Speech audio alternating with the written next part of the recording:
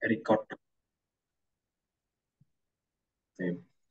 Bismillah, alhamdulillah, wassalatu wassalamu ala rasulillah, wala hawla wala quwata illa billah, mabadu. Kami ucapkan ahlan wa sahlan wa marhaban bikum kepada Bapak Ibu sekalian di kelas Zoom Akademi Al-Mawahib. Alhamdulillah, pada hari ini kita pertemuan pertama di kelas Zoom. Saya akan share screen dulu ya. Layar saya bisa dilihat Bapak Ibu sekalian. Bisa, sudah muncul. Perkenalkan di sini saya Syiful Ilham. Kita akan belajar bersama-sama di sini di kelas Zoom. Khususnya nanti di kelas Zoom itu kita akan evaluasi ya. Sekedar evaluasi ataupun murojaah materi yang telah kita pelajari di hari-hari sebelumnya. Sebelum kita mulai untuk murojaahnya atau evaluasinya, Bapak Ibu sekalian mungkin ada pertanyaan tentang materi yang kemarin atau ada yang ingin ditanyakan, silakan sebelum kita mulai. Jadi, sambil menunggu teman-teman yang lain.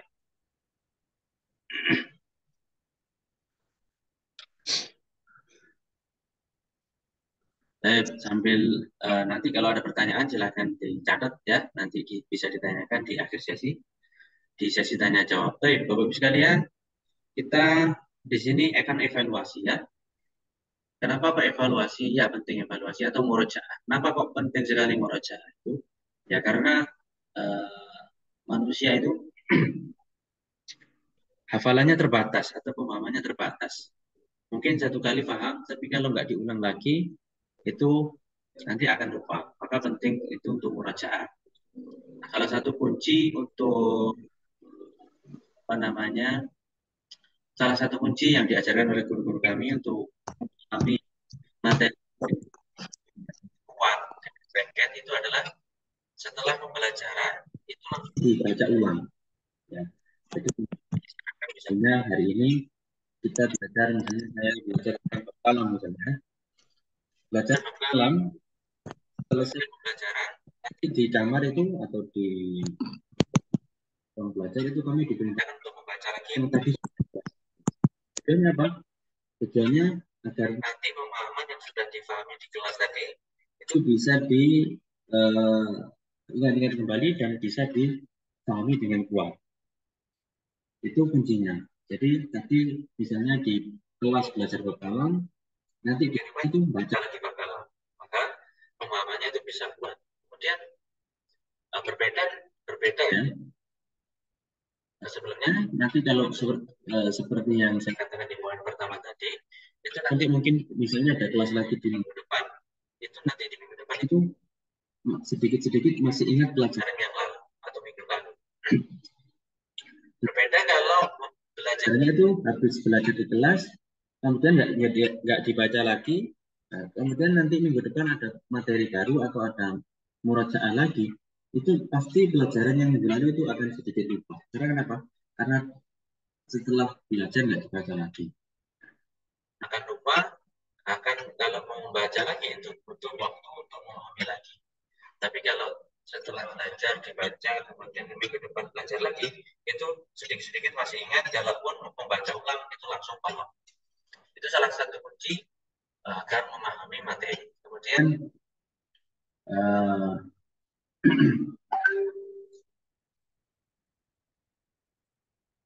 kemudian kemarin ada sedikit pertanyaan bagaimana itu tadi untuk belajar dengan mudah atau memahami materi.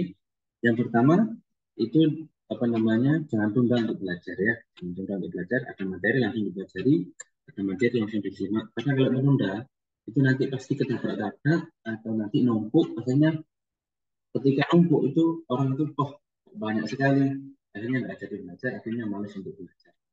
Nah, itu intinya jangan menunda. Kalau ada materi langsung dipelajari, disempatkan lah ya. Jadi belajar itu jangan nanti aja kalau waktu luang, bukan, tapi luangkan waktu untuk belajar. Itu kunci untuk belajar ya. Itu salah satu tip. Kemudian jangan tunda. Kemudian yang kedua adalah jangan menyimaknya itu Usahakan lebih dari satu kali, ya, lebih dari satu kali. Kemudian yang ketiga adalah kalau sudah menyimak itu mungkin bisa.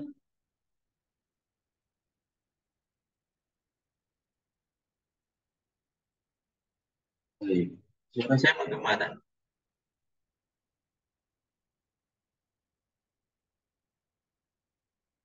Ada Bapak bilang ya, suara saya menggema sekali, tak?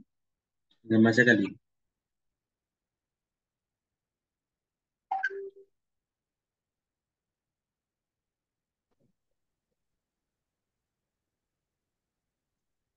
Suaranya enggak jelas, Ustaz. Oke. Suara belum masuk. Sudah jelas apa belum?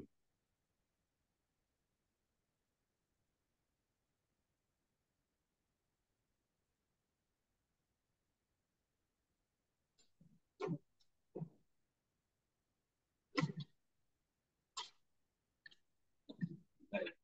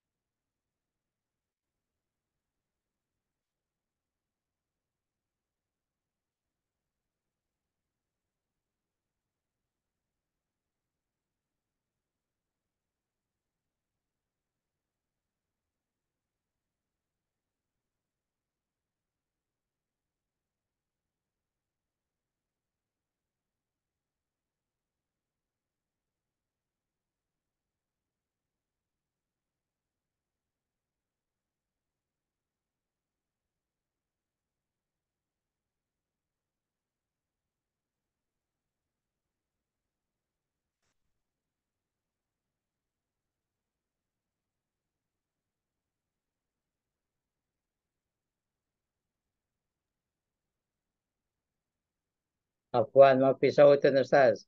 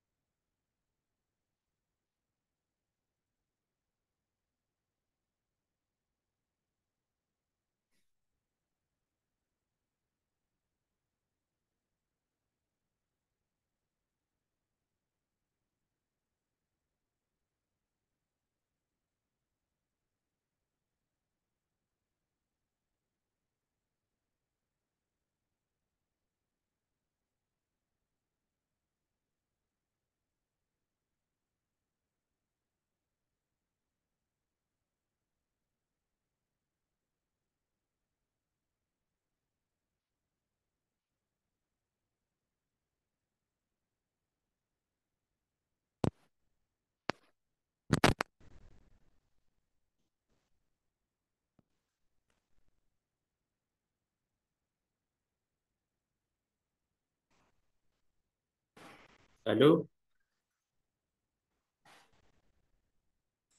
halo, Oke, ada suara Ustaz. sudah ada suara ya? Ya, sudah terdengar. Baik. Terpaksa saya apa namanya menggunakan eh, mic internal. Ini sebenarnya saya sudah ada clip on, sudah ada headset, tapi nggak fungsi, nggak tahu kenapa. Mungkin ada apa namanya ini tadi.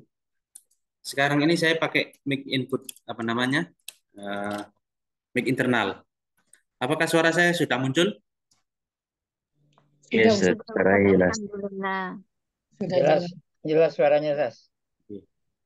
Sebenarnya di awal itu juga jelas. Mungkin tadi ada yang apa namanya menghidupkan mikrofonnya, jadi agak berisik mungkin ya. Jadi sementara mic-nya yang lainnya bisa di mute dulu. Coba saya atur di sini ya.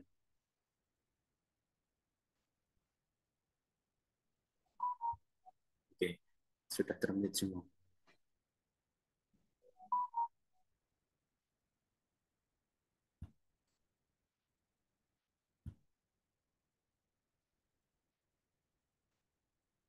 Yang belum ada suaranya, silakan apa namanya audionya diatur dulu ya di bagian apa namanya ada gambar mic, biasanya ada gambar mic itu silakan dipilih-pilih ya, karena kalau nggak diaktifkan kadang nggak muncul suaranya seperti itu. Tapi yang lainnya sudah dengar ya suaranya, suara saya sudah muncul, Sudah. jelas ya, sudah jelas ya. Jelas, jelas, Ustaz. Kita lanjut ya. Jadi kalau di sini teman-teman yang lainnya sudah jelas, kalau ada yang kurang jelas atau belum muncul suaranya itu ada di kendala teknis masing-masing. Silakan nanti dicek ya.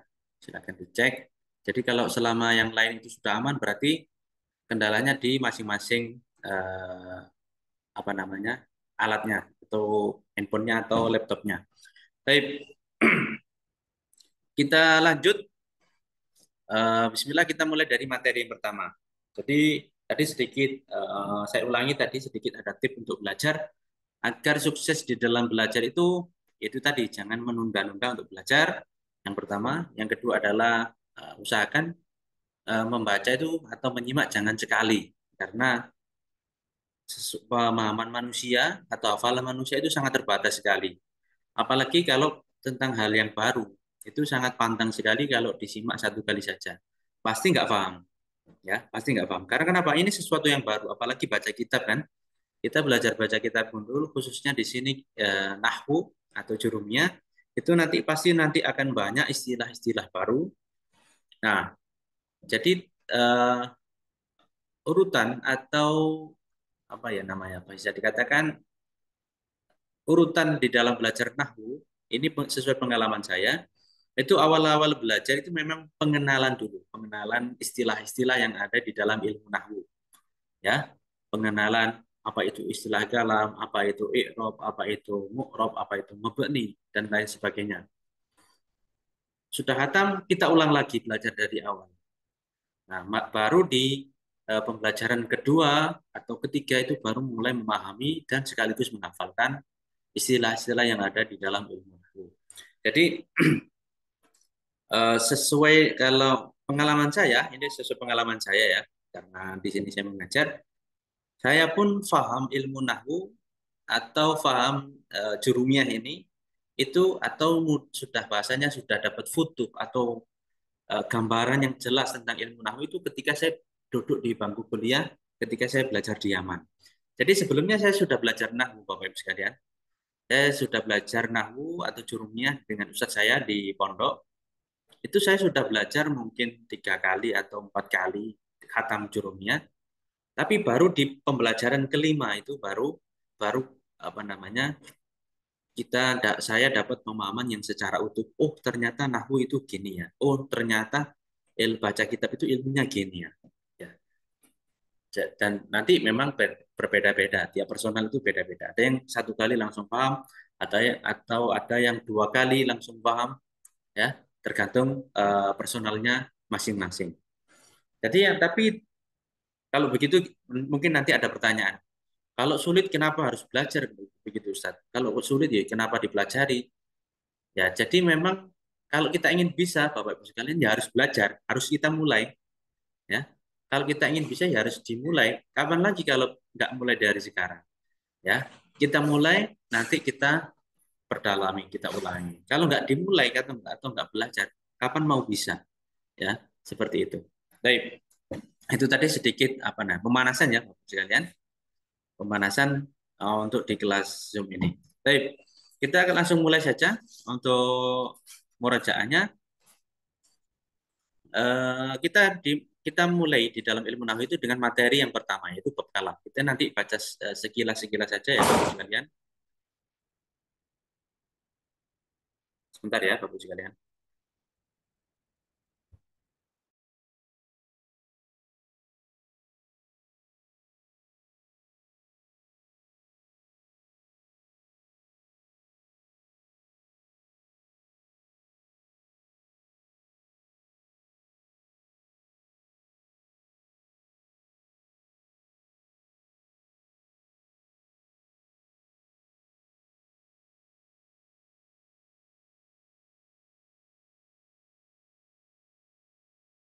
Baik, bab kalam. Kenapa kita mempelajari bab kalam?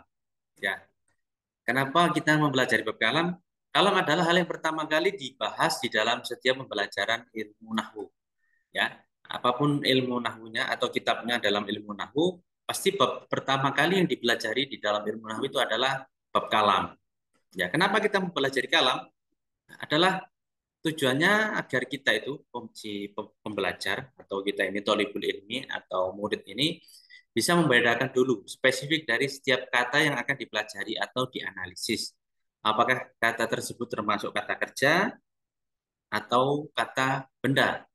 Karena kenapa? Karena setiap masing-masing dari kata kerja atau dari kata benda itu memiliki perlakuan yang berbeda, punya hukum tersendiri. Masing-masing dari kata kerja atau kata benda, atau masing-masing dari fiil ataupun isim, ini punya perlakuan yang berbeda, atau punya hukum yang berbeda. Maka awal pertama kali yang harus kita pahami adalah apa itu kalam, apa itu nanti kalimat isim, apa itu kalimat fiil, apa ciri-cirinya isim, apa itu ciri-cirinya fiil. Ya, baru kita nanti mempelajari hukum-hukum yang lain. Ya. Kalau bab pertama itu bab kalam adalah kita mempelajari definisi ya. Mulai dari apa itu definisi kalam. Kalam adalah lafadz, murakkab, mufid, dan wad'un. Jadi di sini mungkin ada yang baru bergabung, kita di sini kelasnya adalah murojaah ya Bapak sekalian, evaluasi sekaligus murojaah. Jadi ya kita ulangi yang pelajaran yang kemarin. Nanti kalau ada pertanyaan nanti silakan ditanyakan. Oke. Kita mulai dengan definisi kalam. Apa itu kalam? Kalam itu adalah lafadz, murakkabun, mufidun, wad'un. Lafadz itu adalah suara yang mengeluarkan beberapa susunan huruf hijaiyah. Huruf hijaiyah itu ada 28. Ada yang mengatakan 28, ada yang mengatakan 29. Apa perbedaannya? Kemarin sudah saya jawab di grup. Kalau alif dan hamzah itu dijadikan satu, ya berarti 28. Kalau masing-masing dari alif dan hamzah itu dihitung sendiri-sendiri, maka dihitung 29. Ya. Suara yang mengeluarkan susunan huruf hijaiyah. Jadi huruf-huruf hijaiyah kalau disusun menjadi suatu lafadz atau sesuatu susunan, kemudian kita ucapkan, maka itu suara yang keluar itu dinamakan dengan lafadz. Contohnya zaitun. Zaitun ini dinamakan lafadz. Kenapa? Karena terdiri dari 3 huruf hijaiyah, yaitu zai, ya, dan huruf dal. Ya, dan masing-masing ini adalah huruf hijaiyah. Ketika huruf zai, ya, dan dal ini disusun, maka menjadi lafadz zaitun. Ketika kita ucapkan zaitun, maka ini disebut dengan lafadz. Murakkabun artinya adalah tersusun, ya, tersusun seperti koma zaitun. Ya, jadi lafadz tadi itu disusun menjadi beberapa susunan lafadz, maka itu disebut dengan murakkab. Itu disebut nanti dengan kalam. Kemudian bukan hanya tersusunnya harus ada mufidnya. Mufid itu memberi pemahaman, ya. Ya. Pemahaman itu bagaimana? Pemahaman itu sekiranya ketika saya mengucapkan sesuatu, atau mengucapkan susunan kalimat, maka pendengar saya itu sudah nggak menunggu uraian lanjutan dari saya. Ya, contohnya, in qoma zaidun. In qoma zaidun artinya adalah in artinya jika, qoma berdiri siapa Zaid. Jika Zaid berdiri, maka ini adalah lafadz yang murakkab tapi belum mufid. Ya, belum mufid. Kenapa? Karena in koma Zaid, jika Zaid berdiri, pendengar saya itu pasti menunggu. Kenapa? Kalau Zaid berdiri itu kenapa? Nah, itu pasti menunggu uraian lanjutan. Ya, berarti itu belum mufid, walaupun itu sudah tersusun atau sudah disusun menjadi susunan kalimat. Kemudian yang keempat wat'un adalah lafadz Arab yang dijadikan tanda untuk makna tertentu. Seperti lafadz kitabun adalah lafadz Arab yang dijadikan tanda bagi sesuatu yang digunakan untuk membaca dan menulis. Jadi orang Arab, kalau ada sesuatu yang digunakan untuk membaca dan menulis, itu orang Arab menyebutnya kitabun. Nah, penentuan sesuatu yang digunakan untuk membaca dan menulis itu dengan istilah kitabun itu disebut dengan wad'un atau sudah dari kata wadoa. Wadoa itu meletakkan. Jadi orang Arab itu meletakkan nama untuk sesuatu yang digunakan untuk membaca dan menulis dengan istilah kitabun. Baik. Dari sini apakah bisa difahami Bapak sekalian? Apakah ada pertanyaan sebelum saya lanjut? Bisa insya Allah. Baik.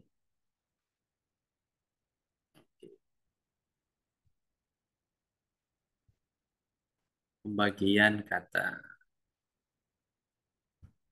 Baik. Sebelum saya lanjut, di sini ada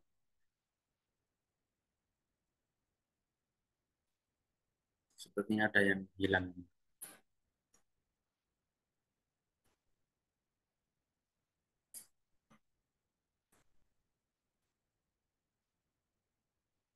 Baik, kita akan langsung ke materi yang kedua ya. Dari sini sudah jelas ya, Bapak sekalian, ada pertanyaan? Di sini ada pertanyaan. Apa yang dimaksud dengan kalimat dalam ilmu nahwu? Kalimat dalam ilmu nahwu, kalimat adalah bermakna kata di dalam bahasa Indonesia. Ya, di dalam bahasa kalau kita dalam bahasa Indonesia itu menyebutnya kata, maka di dalam ilmu nahwu kata itu disebut dengan istilah kalimat. Jadi kalau ada pertanyaan nanti, ini kalimat apa? Itu artinya adalah ini kata apa? Ya. Jadi nanti saya ada tabel sebelumnya. Langsung saja saya loncat ke sini ya. Apa yang dimaksud dengan jumlah dalam ilmu nahwu? Jumlah adalah bermakna kalimat. Oke. Di sini sudah muncul ya tabelnya ya. Di dalam bahasa Indonesia kan ada namanya kalimat ada kata. Kalau kata itu kan cuma satu kata ya, terdiri dari satu kata. Kalau jumlah atau kalimat itu terdiri dari beberapa kata yang disusun menjadi beberapa kalimat. Itu namanya kata. Oke. Kalau dalam bahasa Indonesia itu disebut dengan kalimat, dalam bahasa Arab disebut dengan jumlah. Ya. Kalau dalam bahasa ini itu kata, maka dalam bahasa Arabnya disebut dengan kalimat. Ya. Ini apa namanya? Harus bisa dibedakan karena nanti ada pertanyaan pasti di setiap bab-bab lanjutan. Ini jumlah apa? Ini jumlah apa? Atau ini kalimat apa? Itu pasti nanti ada pertanyaan seperti itu. Ya. Berarti nanti yang kita gunakan adalah dalam bahasa Arab adalah jumlah itu adalah artinya adalah kalimat. Kalimat itu artinya adalah kata. Ya.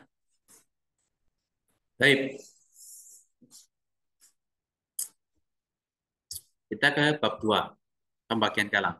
Ada pertanyaan sebelum saya lanjut, Bapak sekalian? Oke, dalam bab 2 ada pembagian kalam. Ya, ada pembagian kalam. Jadi tadi kita sudah mempelajari kalam. Definisinya sudah kita pelajari. Apa namanya? Syarat-syaratnya kalam kita sudah sebutkan di awal. Sekarang kita masuk pada pembagian. Kalau begitu, kalam tadi kan lafadz, murakkab, mufid, dan wad'un. Itu lafadz yang tersusun, kemudian lafadz yang tersusun ini memberi pemahaman. Ya, kemudian pemahaman ini lafadz ini di dalam bentuknya dalam bahasa Arab. Makanya disebut dengan kalam. Kita masuk ke kalau begitu pembagiannya ada berapa? Pembagian kalam itu kalimat itu dibagi menjadi 3. Ada isim, ada fiil, dan ada huruf yang mempunyai makna. Baik. Apa saja ciri-ciri isim? Ciri-ciri isim itu ada 5. Yang pertama adalah dijerkan atau di kasroh. Jer itu adalah di kasroh. Ya.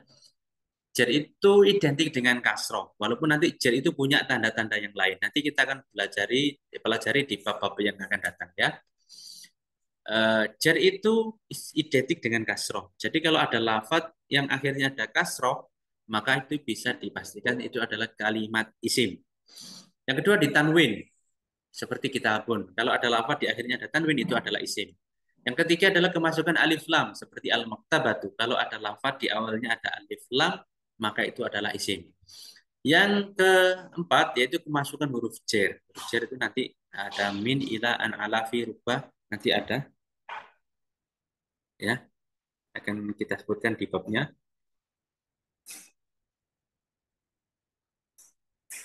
Baik. Kemasukan huruf jer ya. Kalau ada lafadz kemudian kemasukan huruf jer, maka lafadz tersebut bisa dikatakan sebagai isim. Yang kelima kemasukan huruf qasam, yaitu wawu, ba, dan ta. Huruf qasam itu 3 ini saja ya, huruf wawu, ba, dan ta. Artinya adalah sumpah ya, untuk sumpah. Wal asri, billahi, tallahi, dan sebagainya. Nah, contoh-contoh yang lainnya. Cuma hurufnya ada 3, yaitu wawu, ba, dan ta. Baik. Di sini mungkin ada pertanyaan, apa bedanya dijerkan sama kemasukan huruf jer? Di sini ada dijerkan, kemudian ada kemasukan huruf jer. Apa bedanya? Ada yang bisa menjawab? Coba silakan.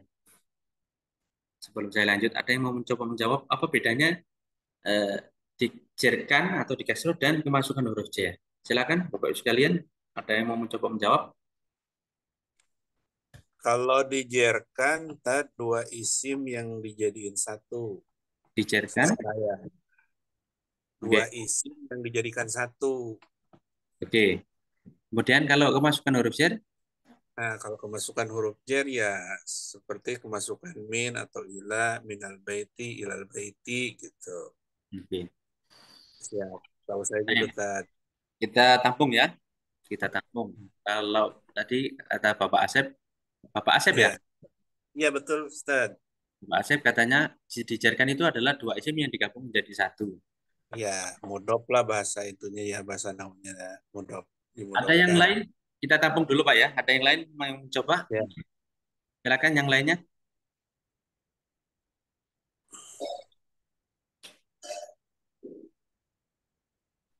Baik. Kalau saya boleh meluruskan ya Bapak Asep ya, atau teman-teman yang lain, untuk dijerkan itu adalah yang penting huruf yang kita lihat adalah huruf akhirnya, huruf akhir dari suatu lafaz atau harokat terakhir dalam suatu lafaz. Harokat terakhir lafaz tersebut itu apa? Apakah kasroh, apakah dhamma? Kalau harokat terakhir itu di kasroh, itu berarti dijerkan. Kita tidak membedakan, yang penting huruf atau harokat terakhirnya itu di kasroh, maka itu sudah dikatakan dijerkan. Walaupun di depan itu berupa isim ataupun kemasukan huruf jer, ya. Jadi kalau dijerkan itu adalah huruf terakhirnya itu yang penting huruf harokat terakhir dari suatu lafaz itu di kasroh, berarti itu dijerkan. Walaupun nanti di depannya ada huruf min atau huruf jer ilah dan lain sebagainya. Itu dijerkan. Kalau kemasukan huruf jer yang kita lihat adalah sebelum lafaz tersebut. Sebelum lafaz tersebut itu huruf apa? Sebelum huruf tersebut atau sebelum lafaz tersebut itu ada huruf jer. Nah, maka di sini kita nyebutnya kemasukan huruf jer. Contohnya min Madinati Surabaya. Madinati Surabaya, kalau yang kita lihat adalah minnya, maka Madinah ini termasuk isim karena kenapa? Memasukkan huruf jer. Tapi kalau yang kita lihat adalah huruf ta dari Madinah ini, yaitu T-nya ini, tak kasrohnya ini, maka T-nya ini atau Madinah ini termasuk isim karena kenapa? Dijerkan atau di kasroh, walaupun huruf depannya huruf jer. Jadi sebenarnya Min Madinah atau Madinah ini di sini ini tanda isimnya ada dua, yaitu yang pertama kemasukan huruf jer, yang kedua adalah dijerkan atau dikasroh. Harokat terakhirnya adalah kasroh. Ya, jadi dijerkan itu lebih umum ya. Kalau Pak Asep tadi menjawab di bahasanya mutof, yaitu dua isim yang digabung jadi satu, itu lebih spesifik. Padahal jer itu yang penting harokat terakhirnya adalah di kasroh. Yang depannya huruf jer atau isim, yang kita lihat adalah harokat terakhir dari satu isim tersebut, satu lafaz tersebut. Bisa dipahami ya? Ini untuk apa namanya? Penambahan pengetahuan aja. Ini nggak begitu urgen sekali. Yang penting yang urgen adalah tanda-tanda isim ini. Baik, kita lanjut ya. Atau ada pertanyaan Bapak-Ibu sekalian? Kita lanjut. Ustadz mau bertanya boleh? Silakan, silakan. Mengenai pengistilahan, apakah sama jumlah dengan kalam juga lafaz dengan kalimah? Lafaz dengan kalimat. Oke. Tadi apakah tadi ada pertanyaannya? Apakah apa tadi pertanyaannya? Apakah sama Apakah pengistilahan sama istilah jumlah dengan kalam, kalam, ya juga kalimah dengan lafaz? kalimat dengan lafaz? Baik. Pertanyaan yang sangat bagus sekali. Ya, bagus dan uh, membutuhkan pemikiran yang lebih dalam dan agak sulit memang. Oke, ada pertanyaan yang bagus. Apakah sama kalam dengan jumlah atau lafaz dengan kalimat? Betul? Oke. Betul. Kalau kita lihat dari definisi ya, definisi kalam itu adalah lafaz yang tersusun lafaz murakkab mufid dan wad'un. Itu dinamakan dengan kalam. Kalau jumlah itu kadang itu ada jumlah yang belum tentu disebut dengan kalam. Contohnya, tadi kan jumlah itu kita sebut dengan istilah apa? Kalimat ya. Jumlah itu dalam bahasa Arab artinya adalah kalimat, betul? Baik. Misalnya saya punya jumlah fi'liyah misalnya. Ada jumlah, saya punya jumlah in koma zaitun. Itu sudah disebut jumlah atau belum? Sudah. Sudah ya. Sudah disebut dengan jumlah in koma zaitun. Karena jumlah fi'liyah kan definisinya adalah yang terdiri dari fi'il. Di sini kan jumlah fi'liyah adalah terdiri dari fi'il dan fa'il. In koma zaitun itu ada koma fi'il, fa'ilnya siapa? Zaitun. In koma zaitun. Ya. Baik. Dan in koma zaitun ini disebut dengan jumlah, tapi belum disebut dengan kalam. Kenapa kok belum disebut dengan kalam? Karena Tidak. belum mufid. Karena belum mufid. Mufid. Dari sini bisa dipahami ya, Bapak sekalian ya. Jadi kalau kita lihat dari definisi atau dari contohnya, maka sebenarnya antara lafadz atau antara kalam dan jumlah itu istilahnya adalah penyebutan yang berbeda. Ya. Terus tadi kata sama lafadz. Ya. Kata atau lafadz. Ya. Baik. Kalimah atau lafaz. Ya, kalimat dengan lafadz. Ada yang mau mencoba menjawab atau memberikan pendapat, silakan. Bapak Asep. Ya, kalau kalimah diartikan ke bahasa Arab di dalam istilah Arab berarti kata gitu kan. Kalau kalimah. Iya. Kalau kalimah. Kalimat Kalau diartikan di bahasa Indonesia kata ya. Baik. ya, Kalau kata. lafadz. Kalau lafadz susunan dari beberapa huruf. Susunan dari beberapa huruf yang terbentuk gitu. Misalnya ini Zaidun terdiri dari Zai, ya, dan Da. Itu jadi lafadz. Gitu. Baik. Sebenarnya kalau kita mau mengamati, sebenarnya ada perbedaan, Pak ya. Ada perbedaan. Pusing, Ted, pusing. Kayak sama aja, Ustaz. Kalau kata atau kalimat ya dalam bahasa Arab Kalau kita itu kan kalimat itu ada berapa? Ada kalimat isim, ada kalimat fiil, dan ada kalimat huruf. Ya kan? Huruf yang mempunyai makna syaratnya. Iya. Jadi kalau kata itu pasti nanti kalau nggak isim ya fiil ataupun huruf. Atau kalimat kalau nggak isim ya fiil ataupun huruf. Jadi bisa dikatakan kalimat itu nanti harus memiliki makna. Ya, lafadz itu harus memiliki makna. Sedangkan lafadz tadi definisinya adalah susunan huruf hijaiyah, susunan yang tersusun, suara yang mengeluarkan susunan huruf hijaiyah. Seperti itu kan? Nah, dan ini mutlak, walaupun susunan itu ada makna atau nggak ada makna, maka itu disebut dengan lafadz. Contohnya, kalau kita susunannya kitabun, ada huruf kaf, ta, alif, dan ba. Kitabun. Ini disebut dengan Lafaz. lafadz, juga bisa disebut dengan kalimat isim. Nah, bisa disebut dengan kalimat atau bisa disebut dengan lafadz kitabunnya. Tapi kalau kita rubah susunannya, tibakun misalnya, atau bitakun, ba, ta, alif, kaf. Apa maknanya? Ada maknanya enggak? Nggak ada. Nggak ada.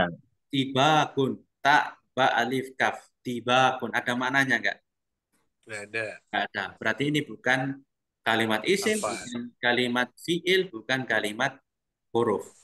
Tapi ini disebut dengan lafadz, tetap disebut dengan lafadz karena definisi lafadz tadi adalah suara yang mengeluarkan susunan huruf hijaiyah. Betul? Jadi Ya. tiba pun ini tetap disebut dengan lafadz tapi bukan disebut dengan kalimat karena dia bukan kalimat isim, bukan kalimat huruf atau bukan kalimat fiil. Itu jadi kita secara umum. Baik, apakah bisa difahami Bapak atau bisa diterima apa namanya logika ini tadi? Bisa. Ya, Jadi intinya lafaz itu umum sekali ya, umum susunan sekali. dari huruf-huruf, Hah? walaupun itu tidak ada maknanya gitu ya. Bisa. Oke. Tapi kalau kalimat itu eh, pasti ada maknanya karena kalau dalam bahasa Arab atau dalam ilmu nahwu kalau kita menyebutkan istilah kalimat atau kata atau ini kalimat apa itu kalau nggak isim, fiil ataupun huruf. Huruf. Huruf yang Oh. mempunyai makna ya. Tadi kan huruf yang mempunyai makna syaratnya ya. Huruf min, ila itu kan huruf tapi mempunyai makna. Maka itu disebut dengan kalimat ya. Jadi setiap kalimat itu pasti lafadz, tapi belum tentu setiap lafadz itu kalimat. Seperti itu bisa difahami ya. Ya tahu nanti Bisa. silakan diolah sendirilah. Yang penting seperti itu. Baik, ada pertanyaan lainnya? Silakan.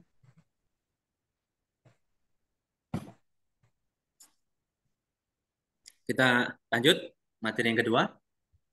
Ya, lanjut. Lanjut ya. Pembagian kalam atau pembagian kalimat ya.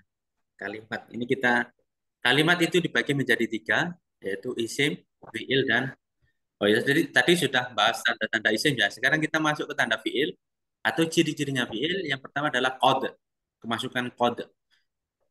Qad itu kalau masuk pada fiil madhi itu artinya sungguh dan bermakna terkadang jika masuk pada fiil mudhari.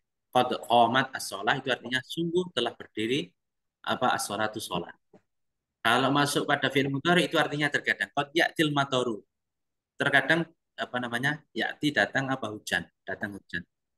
Sekarang bulan Desember, qad ya'til mator. Terkadang datang hujan, kadang nggak hujan. Seperti itu. Yang penting kalau ada qad, setelah lafaz qad itu, bisa dipastikan itu adalah kalimat fi'il. Yang kedua, kemasukan huruf sin, yaitu artinya adalah akan. Sayati at-talibu. Sa akan, ya'ti datang, siapa at-talibu talib. Yang ketiga, kemasukan saufa. Saufa azuruka. Saufa itu artinya juga akan. Azuruka, aku akan. Azuruka mengunjungimu dan besok. Aku akan mengunjungi besok. Yang keempat adalah kemasukan taknis sakinah. Ya, kalau ada taknis sakinah. Tak itu taknis perempuan, sakinah yang disukun. Jadi ada tak yang disukun di akhir lafaz atau di akhir kalimat itu tujuannya adalah untuk taknis, untuk menunjukkan bahwa pelaku pekerjaan adalah perempuan Kalau ada lafaz seperti itu, maka itu sebelum tak tersebut adalah lafaz atau kalimat fiil. Baik, sin dan sawfa ini adalah artinya sama-sama akan, ya, atau menunjukkan pekerjaan yang akan datang. Cuma ada perbedaan kalau sin itu jedanya sebentar saja, kalau saufa itu jedanya lama, ya. Kalau saya di Tolibu itu mungkin 5 menit lagi, 10 menit lagi akan datang murid. Tapi kalau saufa itu mungkin 1 hari, 2 hari, itu perbedaannya di situ. Artinya memang akan sama-sama akan, ya. Artinya adalah akan. Baik, itu tentang tanda-tanda fiil. Ada pertanyaan tentang tanda-tanda fiil, ciri-ciri fiil? Kita lanjut sedikit ya. Tanda huruf, semua kata yang tidak cocok jika digabungkan dengan tanda-tanda isim dan fiil. Ya, apa saja tanda-tandanya huruf? Pokoknya semua lafaz atau semua kata yang nggak cocok disambungkan dengan tanda isim dan tanda fiil, maka itu huruf. Kenapa? Karena kalau cocok digabungkan dengan tanda isim, yaitu isim berarti. Kalau cocok disambung atau digabungkan atau disandingkan dengan tanda fiil, berarti dia fiil. Contohnya, kita ingin mengetahui atau libu di sini tadi. Atau, oke, atau libu di sini kalimat apa? Kita kan belum tahu misalnya. Oh, di situ tapi ada tanda isim yaitu alif lam. Oh, berarti kalau atolibu cocok digandengkan dengan lafaz dengan alif lam, berarti atolibu adalah isim. Kalau atolibu nggak cocok digabungkan dengan tanda fiil, tapi dia cocok digabungkan dengan tanda isim yaitu alif lam, maka atolibu adalah isim. Sayati, kita lihat. Yati itu kalimat apa? Kita lihat. Oh, ternyata dia cocok digabungkan dengan tanda fiil yaitu sin, sa, ya. Maka yati kalau begitu dia fiil karena dia bisa digabungkan dengan tanda fiil. Nah, yang ketiga ini kalau nggak bisa digabungkan dengan tanda isim, nggak bisa digabungkan dengan tanda fiil, berarti dia huruf. Contohnya hal, fi, dan lam. Ya, jadi hal ini nggak bisa kemasukan alif lam, hal, atau nggak bisa kemasukan atau di asro atau dijerkan hali nggak bisa, kecuali nanti ada apa namanya doruroh, nanti ketika saling bertemunya sukun itu nanti itu pengecualian, ya. Atau hal kita masuki tanda fiil, kita masuki kod hal itu nggak bisa. Atau kita masuki saufa hal itu nggak bisa. Berarti ketika hal tidak bisa dimasuki tanda isim atau tidak bisa dimasuki tanda fiil, berarti hal adalah huruf. Kita sebutnya dia sebagai huruf. Itu yang pertama. Itu secara ciri-ciri atau secara tanda. Nah, adapun untuk mengetahui huruf yang lebih lanjut itu ya memang kalau cara yang paling mudah atau cara yang paling efektif adalah menghafalkan huruf-huruf. Oh, ini huruf ini huruf jar, oh ini huruf jazm, oh ini huruf nasab, itu dengan dihafalkan. Tapi yang penting apa namanya itu cara yang efektif untuk menentukan oh ini huruf atau bukan. Tapi kalau untuk apa namanya kaidah dasarnya atau hukum umumnya yaitu ini. Setiap lafaz atau setiap kata yang tidak cocok jika digabungkan dengan tanda isim dan tanda fiil, maka dia hukumnya sebagai huruf. Baik. Bisa dipahami ya? Ini jumlah fi'liyah, jumlah ismiyah ini tadi sudah. Apa perbedaan jumlah fi'liyah dan jumlah ismiyah? Kalau jumlah fi'liyah terdiri dari kata kerja dan kata benda, adapun jumlah ismiyah terdiri dari 2 kata benda. Ya, ini perbedaannya. Kalau jumlah fi'liyah itu dari fi'il dan fa'il, kalau jumlah ismiyah terdiri dari mubtada dan khobar. Semuanya isim. Kalau fi'liyah itu ada fi'il dan isim. Ini untuk apa namanya permulaan, nanti kita apa namanya lebih detailnya akan kita bahas di bab-bab yang akan datang. Baik, ada pertanyaan di sini Bapak-Ibu sekalian? Afwan Ustadz, Silakan. minta jelaskan lagi dari kode Ya. yang berada di fi'il madi sama fi'il mudhari ya. Ya. Itu Ya. belum paham ya Ustadz. Tanda Jazakallah fi'il khairan. Tanda fiil yang pertama adalah tadi kan qad ya. Artinya qad itu apa? Qad itu memiliki dua makna. Kok bisa? Ya, memiliki dua makna. Kita lihat dia masuk pada fiil madi atau fiil mudhari. Ya, kalau qad itu masuk pada fiil madi itu bermakna sungguh. Qad itu bermakna sungguh jika masuk pada fiil madi. Contohnya seperti qad qomat as-shalah. Ya, qomat ini dia fiil madi. Ya, qomat ini adalah fiil madi. Maka ketika qad ini masuk pada fiil madi, maka qad di sini artinya adalah sungguh. Sungguh qomat telah berdiri. Ya, as-sholatu. Itu yang pertama, makna yang pertama artinya sungguh. Kalau masuk pada fi'il mudhari seperti ya'ti, qad ya'til mataru, maka qad ini bermakna terkadang. Dan bermakna terkadang jika masuk pada fi'il mudhari seperti qad ya'ti. Ya'ti ini adalah fi'il mudhari. Atau yang memang ya harus ngerti juga nanti pembagian fi'il. Ada fi'il madi, fi'il mudhari dan fi'il amr. Nanti ada di bab selanjutnya yang kita akan bahas itu nanti ada pembagian fi'il juga. Ya. Qad qamat as-sholatu qad ya'til mataru. Ya, jadi qad itu artinya bisa dua, bisa sungguh dan bisa terkadang. Kalau masuk pada fi'il madi maka artinya adalah sungguh. Kalau masuk pada fi'il mudhari artinya adalah terkadang. Seperti itu. Bisa difahami, Bu? Ibu, tadi pertanyaannya, jawabannya, apakah ada yang kurang mungkin? Jawaban saya? Masih proses Ustadz, Oke. proses pemahaman. Yang belum difahami yang mana? Yang mana? Yang arti dari sungguh dan terkadang itu gitu, apa masanya apa gimana gitu kan? Jadi Masanya. kalau apa namanya, kalau masuk pada fi'il madi kan artinya tadi sungguh. Sungguh itu mungkin bisa untuk menguatkan. Secara hikmahnya, sungguh itu untuk menguatkan bahwasanya sholat itu sungguh-sungguh sungguh telah berdiri. Atau misalnya qad qoma Zaidun. Sungguh qoma telah berdiri siapa Zaidun. Berarti hikmahnya adalah untuk mengatakan bahwasanya Zaid itu sudah benar-benar berdiri. Ya, untuk menekankan, untuk litaukid, untuk menguatkan. Ya. Tapi kalau qad ya'til mataru misalnya atau qad yakumu Zaidun misalnya, terkadang yakumu berdiri siapa Zaid? Zaid terkadang berdiri. Maka di situ qad itu artinya adalah bukan untuk menguatkan tapi untuk menginformasikan, mengabarkan bahwasanya Zaid itu kadang berdiri, kadang nggak berdiri misalnya. Ya, itu perbedaannya. Jadi kalau masuk pada fi'il madi itu untuk menguatkan, kalau masuk pada fi'il mudhari itu untuk mengabarkan bahwasanya kadang terjadi pekerjaan tersebut atau kadang nggak terjadi seperti itu. Bisa difahami perbedaannya? Insya Allah Ustadz. Paham ya. Nanti Proses juga.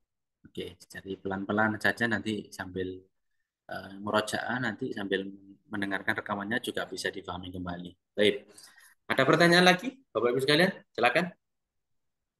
Ada Pak Ustadz, Silakan. dalam pembahasan ciri-ciri isim Hmm.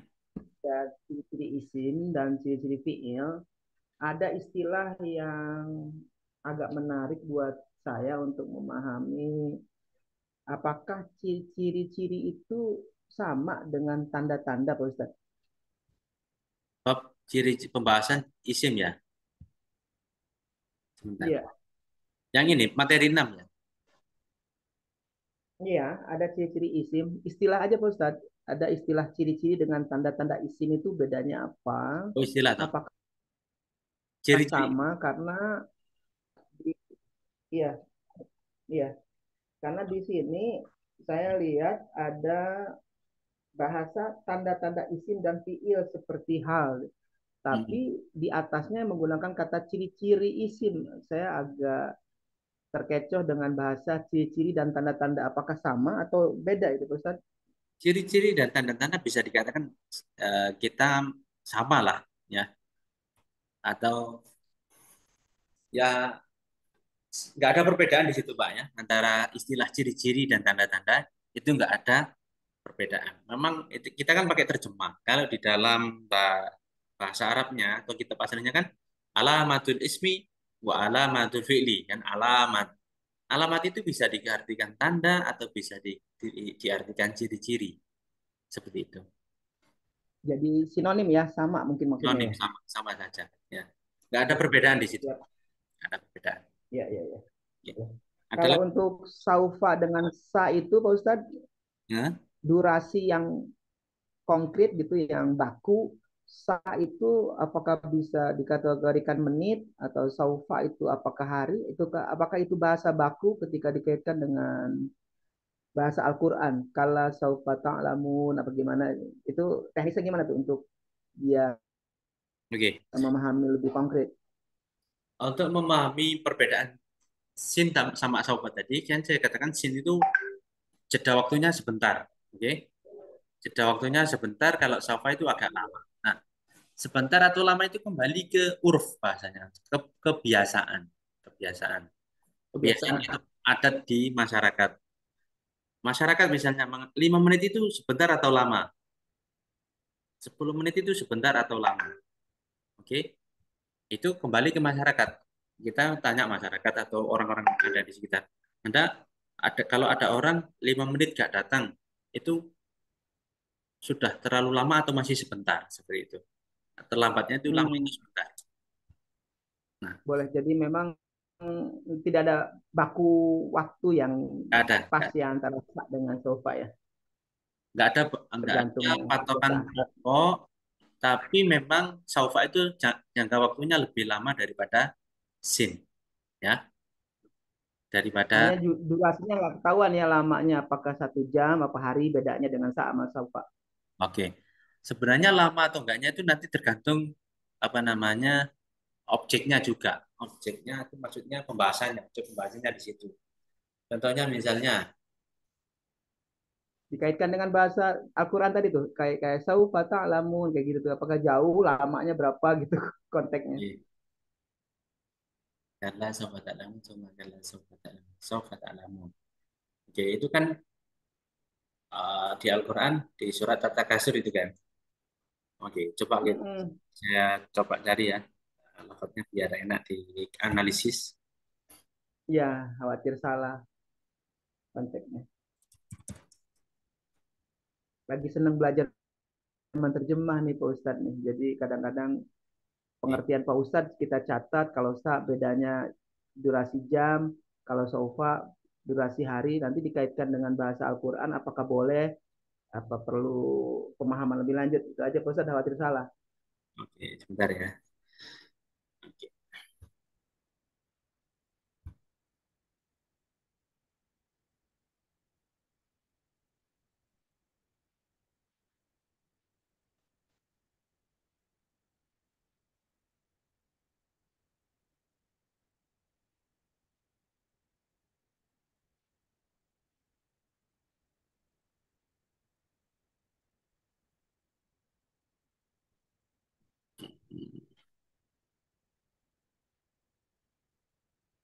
Mungkin pembahasannya khusus aja Pak Ustadz, nanti kapan pembahasannya Pak Ustadz? Enggak mesti Nih, malam ini.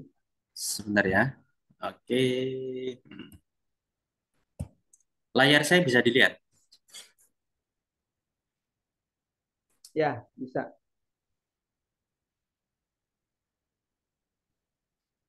Alhaakumut takatsur hatta zurtumul maqabir. Alhaakumut takatsur, permegah-megahan itu akan melalaikanmu hatta zurtumul maqabir, sampai kamu tahu kalau kita meninggal, sampai meninggal baru tahu bahwasanya bermegah-megahan itu melalaikan.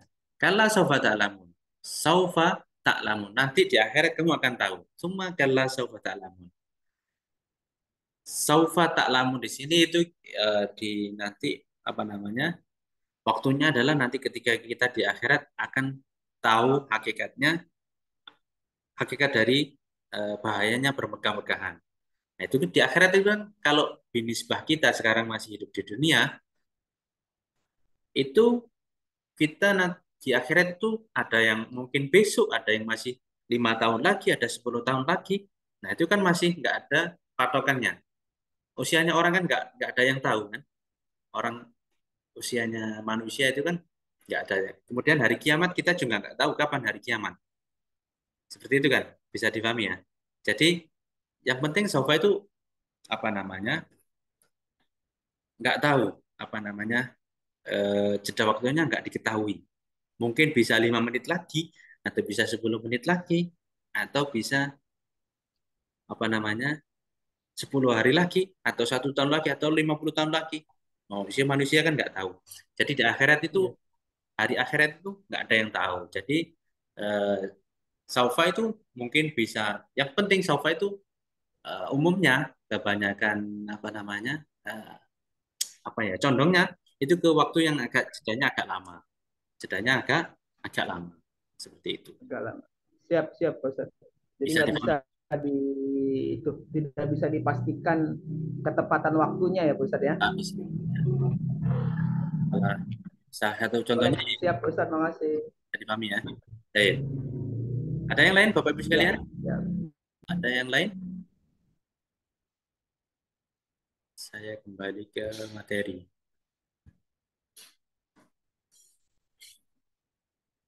Baik, kita ke bab 3 ya. Bab 3 ini rumus analisis saja. Minta saya akan lewati sedikit. Rumus analisis ini hanya sekedar apa ya, panduan untuk cara menganalisis. Contohnya kitabun. Kitabun ini kalimat apa? Kitabun adalah kalimat isim karena ditandai dengan tanwin. Al-maktabatu kalimat apa? Kalimat isim karena kemasukan al. Min Madinah. Madinah ini kalimat apa? Kalimat isim karena ditandai dengan kemasukan huruf jar. Seperti itu dan lain sebagainya. Ini hanya untuk panduan untuk cara menentukan apakah ini isim atau fiil. Kalau fiil seperti ini, qomat. Qomat ini kalimat apa? Qomat adalah kalimat fiil karena ditandai dengan masuknya qad. Ya, jadi ini nggak begitu baku, nggak begitu harus plek seperti ini. Tapi kalau kebingungan ya niru ini saja nggak apa-apa. Ya. Baik, kita langsung ke bab 4 ya. Bab i'rab. Baik, kita tadi sudah belajar tentang kalam, bagian kalam, ya. Sekarang kita masuk pada bab i'rab. Kenapa kita mempelajari bab i'rab? Setelah kita menentukan apakah suatu lafaz atau suatu kalimat atau suatu kata itu termasuk isim atau fiil, kita sudah tahu, oh ini kalimat isim, oh ini kalimat fiil. Langkah selanjutnya adalah bagaimana cara menentukan tanda bacanya. Kita sudah tahu, kitabun ini kalimat isim. Kita sudah tahu, eh, koma ini kalimat fiil. Nah, selanjutnya atau yakumu ini adalah kalimat. Selanjutnya adalah bagaimana kita menentukan cara bacanya, tanda bacanya. Oh, tadi kitabun ini apakah dibaca kitabun atau kitabin atau kitaban? Bagaimana kita menentukan? Misalnya saja lafaz alhamdu di sini. Kapan kita harus baca fathah alhamda? Kapan harus kita baca dhamma alhamdu? Kapan harus kita baca kasroh alhamdi? Nah, kita bisa menentukan kalau kita paham tentang istilah yang namanya i'rab, ya. Maka ilmu nahwu itu ya nggak lepas dari yang babakan i'rab ya, atau pembahasan i'rab. Baik. I'rab adalah apa itu definisinya? Perubahan akhir kata dikarenakan adanya perbedaan amil yang masuk pada kata tersebut, baik secara tampak atau dikira-kirakan. Jadi i'rab itu adalah perubahan akhir lafaz atau akhir kata atau akhir kalimat, ya. Tadi alhamdu. Maka yang disebut dengan i'rab adalah perubahan di dalam atau di atasnya lafaz dal atau huruf dal. Ketika huruf dal ini dibaca toma atau dibaca kasro atau dibaca da, maka yang perubahan dari alhamdulillah ini, dari da di du ini disebut dengan istilah i'rab, ya, disebut dengan i'rab. Sebelum ke pembagian, kemudian ada istilah yang namanya bina. Apa itu lawannya i'rab? Lawannya i'rab adalah bina, ya. Jadi ini saling bertentangan. Lawan dari i'rab adalah bina. Bina itu artinya tetap atau nggak bisa berubah, ya, nggak bisa berubah. Terus ada istilah mu'rab. Apa itu mu'rab? Mu'rab adalah kata yang bisa berubah. Akhirnya kalau mabni itu adalah kata yang tidak bisa berubah. Jadi ada i'rab, ada bina, ada mu'rab, ada mabni. I'rab itu sifatnya, kalau mu'rab itu objeknya, lafadznya, ya, bentuk fisiknya, ya. Kalau bina itu sifatnya, kalau mabni itu lafadznya. Jadi kita di sini punya alhamdu, ya. Maka alhamdu ini kalau kita lihat dari alhamdunya, maka alhamdu ini disebut dengan lafadz yang mu'rob atau kalimat yang mu'rob. Dia lafadz yang bisa berubah, ya, atau kalimat yang bisa berubah. Alhamdu ini kalimat yang bisa berubah. Kemudian perubahan dari tadi itu disebut dengan i'rob. Bisa difahami ya bedanya i'rob dan mu'rob, bina dan mabni, bisa difahami ya. Kalau i'rob itu sifatnya, kalau mabni itu fisiknya. Ya, atau mu'rob itu fisiknya. Kalau bina itu sifatnya, kalau mabni itu fisiknya atau bentuk lafadznya. Baik. Di sini ada perbedaan. I'rab itu apa? I'rab itu sifatnya, kalau mu'rab adalah kata yang disifati oleh i'rab tersebut. Ya. Ada berapa pembagian i'rab? I'rab dibagi menjadi 4, rofa, nasab, jar, dan jazm. Nah, ini pembagian i'rab. Ya. Jadi, disclaimer sebelum saya lanjut. Memang ini mungkin bagi Bapak Ibu sekalian adalah istilah yang baru semua atau istilah yang asing. Apa sih i'rab, apa sih? Ya. Mungkin sebagian ada yang sudah belajar, mungkin ada yang belum. Cuma yang belum belajar mungkin ini masih istilah yang asing, istilah yang baru. Nah, ini nggak apa-apa Bapak Ibu sekalian. Ya memang kalau kita mau mempelajari hal yang baru kan kita harus belajar dari mengenal istilah-istilahnya dulu. Ya, mengenal istilahnya dulu, nanti sudah khatam kita ulangi baru memahami maksudnya. Kita kemudian diulang lagi sampai khatam baru dihafalkan. Ya, seperti itu. Tahapan belajar itu ya kita mengenal dulu baru memahami seperti itu kan. Kita kenal kan nggak harus paham dulu, atau kenal kan nggak harus hafal, yang penting kenal dulu. Oh ada namanya rofa, ada nasob, ada jer, ada jazm. Yang penting walaupun Anda belum hafal, walaupun Anda belum memahami atau belum memahami secara utuh, yang penting Anda sudah kenal istilah rofa, nasob, jer, dan jazm. Nanti sambil jalan, nanti akan paham. Ya, jadi nggak usah minder atau nggak usah putus asa atau jangan mudah menyerah. Ya. Kendala kegagalan di dalam belajar ilmu nahwu itu karena kenapa? Karena sudah takut di awal atau menyerah sebelum berperang. Ya, baru nemu istilah yang sulit, wis nggak belajar lagi, nggak mau mengulik lebih dalam. Itu kendalanya di dalam belajar ilmu nahwu. Tapi kalau kita nggak paham, kemudian ada rofa, nasub, apa sih ini? Akhirnya jenengan tetap mencari ke referensi yang lain. Jadi dibuka di YouTube ataupun di Google. Misalnya Anda mengatakan atau memahami, saya tadi sudah belajar di Akademi Al-Mawaib misalnya, tapi saya belum paham. Saya coba cari referensi lain. Saya cari apa namanya pembahasan yang lain di YouTube ataupun di Google misalnya. Nah, itu yang harus kita tumbuhkan dalam diri kita agar pembelajaran kita sukses. Ya. Memang minimal kita belajar di awal-awal ini adalah untuk mengetahui clue atau kata kunci. Ya, kata kunci. Jadi ini ada lagi misalnya ini sebagai pembanding atau sebagai contoh saja. Ulama fikih Bapak Ibu sekalian. Ulama fikih bahkan ini saya pernah membaca juga mungkin Imam Malik kalau tidak salah. Tahu ya Imam Malik pemimpinnya mazhab Maliki. Malik.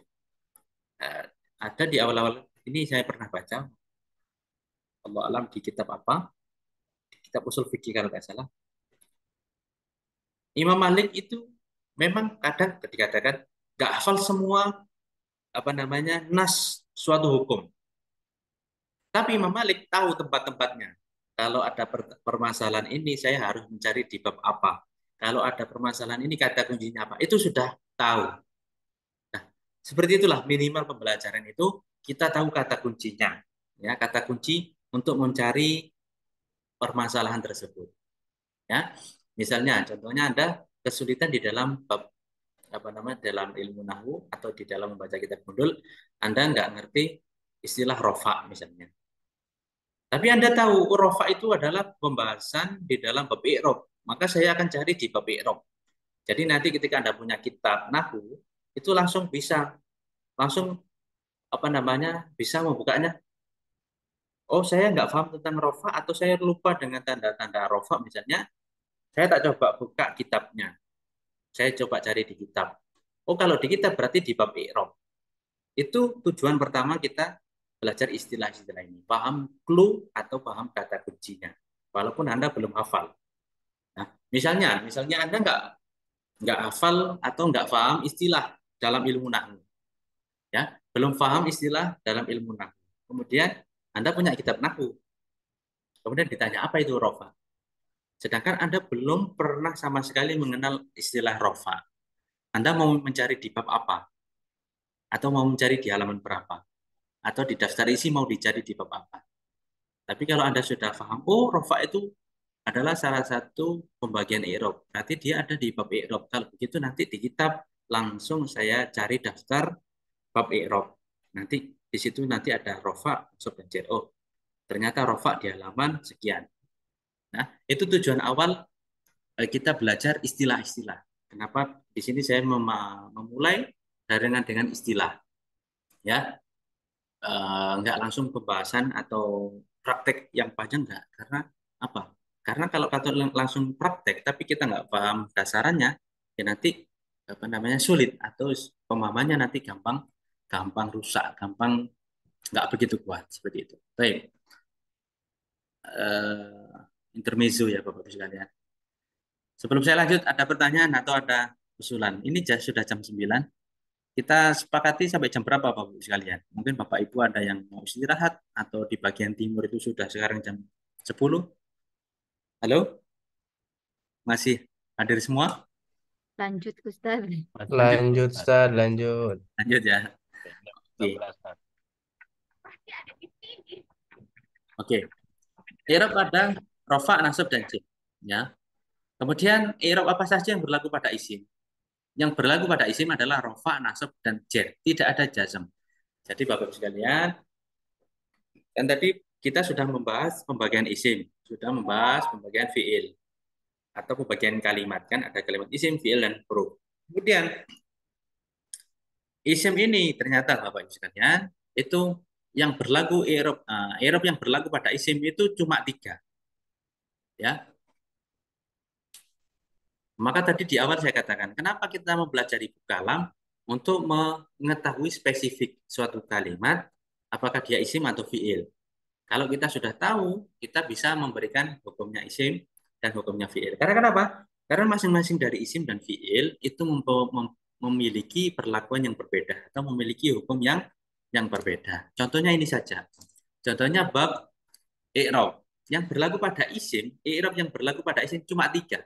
Itu rofa, nasab dan jar. Nggak ada jazm di dalam lafadz isim atau kalimat isim.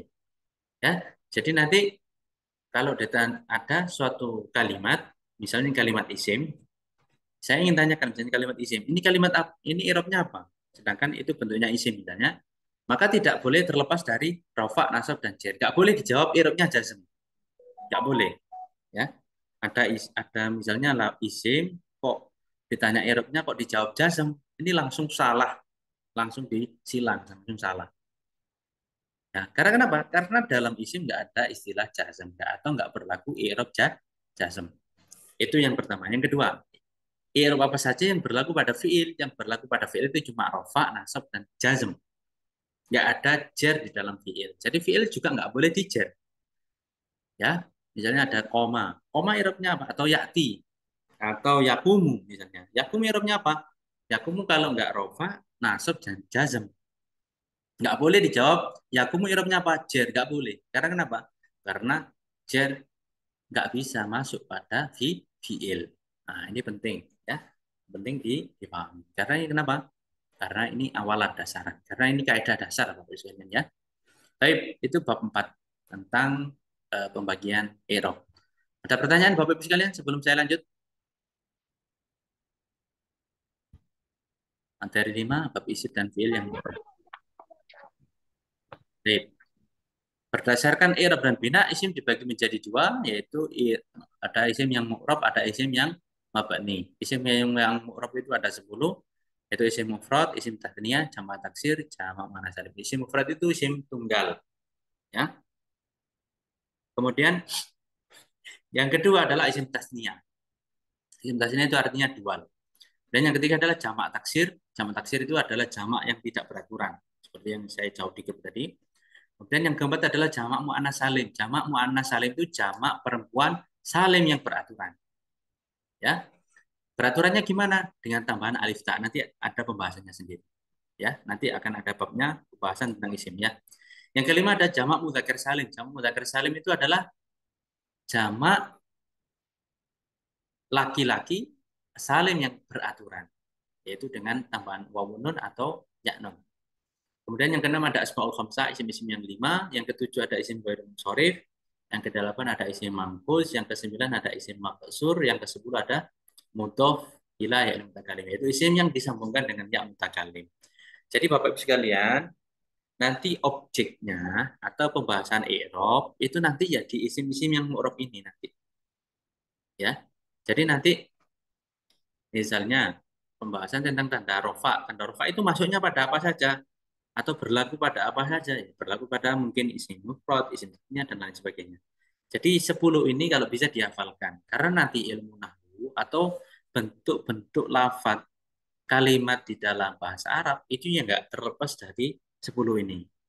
Ya, lafaz itu atau kalimat itu kalau nggak mufrad ya musanna atau jamak atau jamak taksir atau jamak muannas salim atau nanti jamak mudzakkar salim.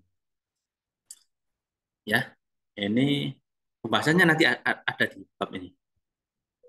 Isim yang mabni ada 3, yaitu isim mausul, isim isyarah, isim dhamir. Tadi kan isim yang mu'rab itu harokat terakhirnya bisa berubah. Kalau isim yang mabni itu harokat terakhirnya tidak bisa berubah. Kan ini lawan dari mu'rab kan? Lawan dari mu'rab adalah mabni. Yaitu isim mausul, isim isyarah, dan isim dhamir. Baik. Ada berapa pembagian fi'il? Fi'il ada 3, yaitu fi'il mati, yaitu fi'il yang lampau. Dan yang kedua ada fi'il mudhari, fi'il yang masa waktunya itu sekarang atau akan datang. Jadi kalau kita ingin membicarakan sesuatu yang lampau, kita menggunakan fi'il madhi. Tapi kalau kita ingin membicarakan sesuatu yang sekarang atau yang akan datang, kita menggunakan fi'il mudhari. Contohnya yaktubu. Kataba ini telah menulis, yaktubu sedang menulis. Baik, yang ketiga ada fi'il amar atau kata perintah. Ini kata perintah jelas sekarang atau akan datang. Contohnya uktub, tulislah. Kataba yaktubu, uktub. Baik.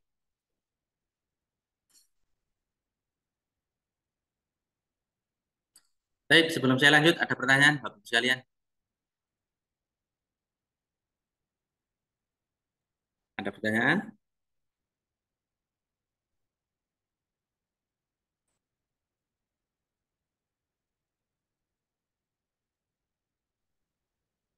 Ada Ustaz, Silakan.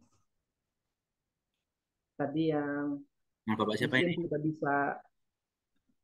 isim tidak bisa jazm, fi'il tidak bisa jer itu mutlak tidak ada pengecualian atau ada Pak Ustaz? Mutlak, Pak. Ya, mutlak. Tapi kalau ada lafadz misalnya, ada fi'il yang dijerkan, atau ada fi'il yang dikasroh misalnya, tadi kan fi'il nggak bisa dijerkan. Tapi misalnya Anda di dalam faktanya atau di lapangan menemukan fi'il yang di kasroh misalnya, maka kasroh tersebut bukan jer. Ya. Misalnya lam yakunil ladina kafaru. Lam yakun. Yakun, lam yakun. Yakun itu dari kana yakun. Yakun itu fi'il mudhari. Ketika kemasukan huruf jazm lam, itu menjadi lam yakun. Nah, dia kan yakun i'rabnya apa? I'rabnya jazm karena kemasukan huruf jazm lam. Tapi kenapa kok dibaca lam yakuni nilladzi? Lam yakuni ininya kan di kasroh. Tapi ya, kasroh di situ bukan jer. Ya. Walaupun dia di kasroh. namanya apa? Nah, jer tersebut kasroh tersebut kalau mengirobkan apa namanya? Kalau cara mengirobkan ya yang lebih tinggi atau kitab yang lebih tinggi, kasroh tersebut adalah istilahnya untuk litakhallus min iltiqo isakinain. Untuk apa ya? Untuk menyelamatkan lafaz dari bertemunya dua sukun. Lam yakun alladzi. Alladzi yakun kan disukun. Alladzi dan disukun. Sukun bertemu sukun ini gimana cara bacanya? Sama-sama mati. Maka yang Solusi depan, alternatif lah. nah, Solusi alternatif mungkin ya. misalnya Biar enggak, solusi alternatif dari bertemunya dua sukun. Maka yang depan di iya, kalau bertemu dua sukun. seperti itu. Bisa bisa dipahami? Boleh, siap, Ustaz. Ya, Bisa dipahami ya? Oke. Jadi mutlak itu Bapak ya. Mutlak misalnya di lapangan Anda menemukan lafaz kok di nggak sesuai apa namanya atau zahirnya itu menyalahi aturan. Tadi kan lam yakunil ladzi. Yakun kan tadi nggak berlaku fiil kan nggak berlaku i'rab jer. Tapi kok di situ ada fiil yang di jer atau di kasro, maka kasroh tersebut bukan jer. Tapi itu adalah bahasanya litakhallus min iltiqa'is sakinain. Itu alternatif agar dari bertemunya alternatif solusi dari bertemunya dua sukun. Ya. Ketika ada dua sukun yang bertemu, kaidahnya kan yang awal di kasroh seperti itu. Bisa dipahami Bapak Ibu sekalian? Bisa dipahami ya? Baik. Kita lanjut. Halo? Lanjut, Ustaz. Oke. lanjut. Fi'il sudah. Kemudian ada pembagian fi'il yang mu'rab. Tadi kan fi'il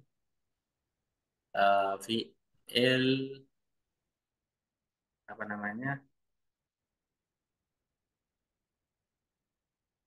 Fi'il itu kan ada tiga tadi ya. Ada fi'il madhi, fi'il mudhari, dan fi'il amr. Dan hukum aslinya fi'il itu adalah mabni. Ya, hukum aslinya fi'il itu mabni. Tapi ada fi'il-fi'il yang mu'rab. Apa saja fi'il yang mu'rab? Mu'rab itu yang bisa berubah ya. Fi'il yang mu'rab itu cuma satu. Selain ini hukumnya mabni alias bentuknya tetap nggak bisa di-i'rabi atau nggak bisa berubah-ubah. Kecuali yang satu ini. Satu ini bisa berubah. Apa itu? Yaitu fi'il mudhari.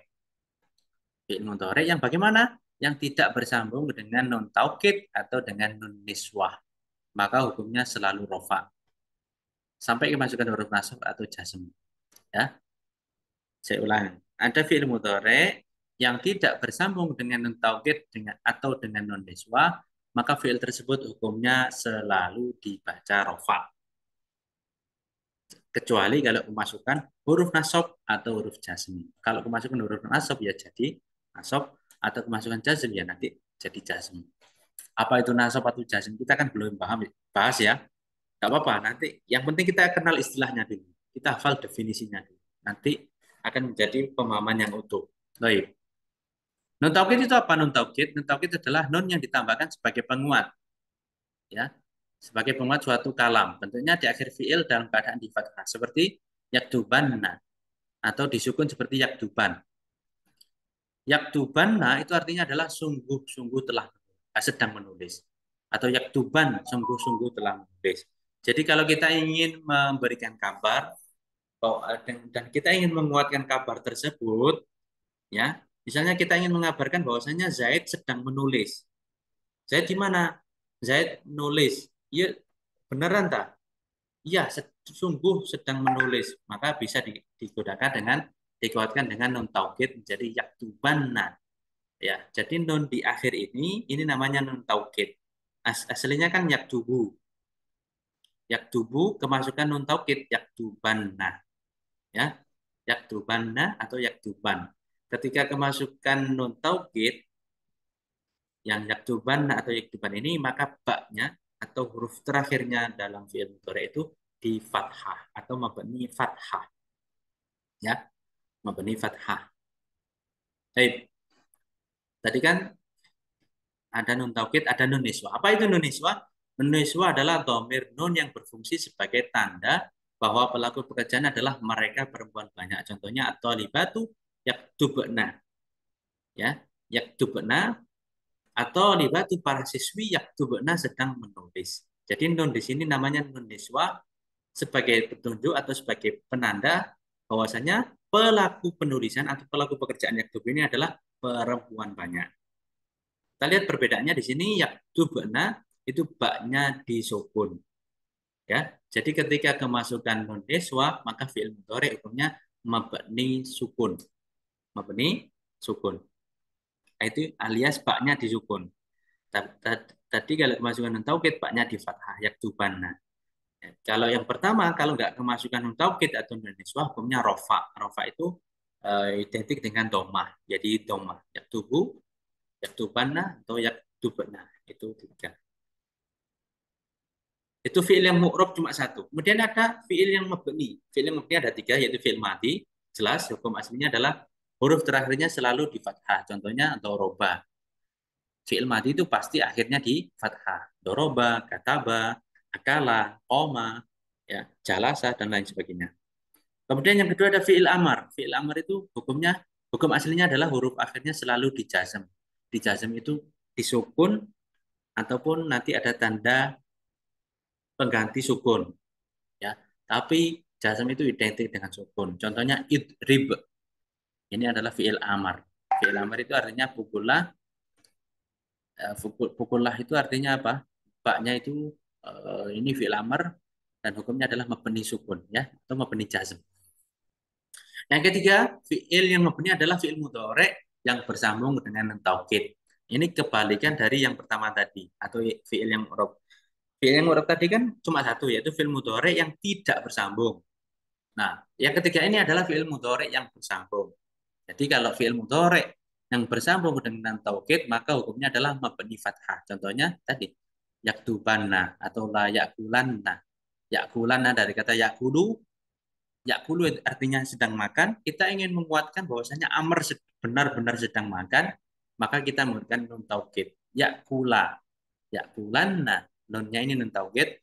Maka kita lihat huruf terakhir dari fi'il mudhari di fathah. Ya. Atau bersambung dengan nun niswah, maka hukumnya mabni sukun. Seperti atau libatu yaktubna. Yaktubna. Maka ini hukumnya mabni sukun. Baknya dari kata yaktubu disukun. Baik. Apa hukum huruf dalam segi mu'rab atau mabni? Huruf pasti selalu dihukumi mabni dan tidak dihukumi mu'rab. Baik. Tanda-tanda isim dan fi'il adalah masuk dalam kategori huruf.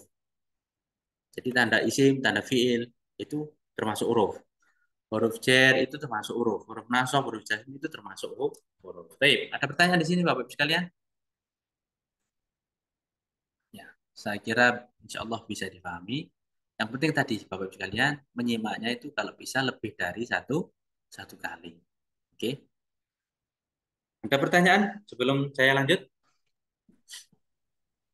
Kalau mendengar pembahasan Pak Ustadz untuk pembahasan nun niswa sama nun taukid ini kayaknya ada kaitannya dengan huruf sebelum nun ya Pak Ustadz ya?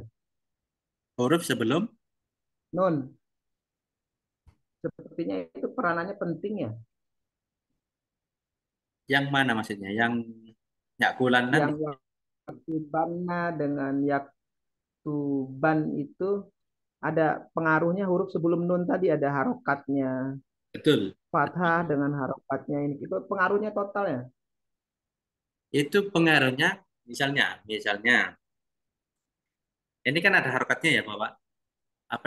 Di sini misalnya saya pakai contoh nun taukid yaktubana misalnya ya. Yaktubana. Yaktubana sama yaktubna. Baik. Memang tadi pembahasannya yang pertama yang kita lihat adalah huruf sebelum nun ya. Kalau di sini yang kita lihat adalah huruf ba-nya. Ya. Kalau nun taukid huruf ba-nya itu di fathah, kalau nun niswah huruf ba-nya itu disukun. Betul, yang kita lihat adalah huruf sebelum nunnya. Oke? Hurufnya atau harokatnya Harokatnya. Ustadz? Harokat pada huruf sebelum nun. Harokat pada huruf Oh, sebelum. jadi Baik, hurufnya mah bebas ya, hurufnya mah bebas, nggak mesti ba. nggak mesti, Pak. Misalnya di sini ada Ya, contoh yakulu. harokat patokannya harokat ya. Ya, harokat pada huruf sebelum nun. Di sini yakulu misalnya. Nah, yakulanna. Yakulu dari kata yakulu. Yakulu kan artinya makan kan. Kita lihat di sini. Harokat pada Berarti huruf sebelum nun. bukan huruf ya, tapi harokat ya. Bukan. Harokat pada huruf sebelum nun ya. Harokat sebelum nun. Bisa Ya, dikatakan. ya itu siap, siap, siap. Oke. Paham Ustadz. Oke. Bisa difahami ya? Jadi itu fungsinya kenapa kok kita harus Fungsi membedakan? Ya itu tadi misalnya nanti di kitab itu yaktubana sama yaktubuna kan tulisannya sama kan ya. Nah, kalau nggak ada harakatnya bacanya gimana? Apakah yaktubana atau yaktubuna? Itu tergantung konteksnya, konteks kalimatnya atau pembahasannya di situ. Ada pertanyaan dari Bu Yenum Solihah. Qad dan nun taukid itu sama-sama sungguh seperti fi'il madhi. Untuk fungsinya sama, Bu ya. Cuma kalau qad tadi kan bermakna sungguh itu kalau masuk pada fi'il madhi. Fi'il madhi saja. Kalau nun taukid ini sebagai nun taukid kalau masuk kalau dia sebelumnya adalah fi'il mudhari. Ya. Artinya sama-sama sungguh, sama yang qad ini masuk pada fi'il madhi, kalau nun taukid itu jatuh setelah fi'il mudhari. Seperti itu. Bisa dipahami ya? Baik, ada pertanyaan lagi Bapak Ibu sekalian?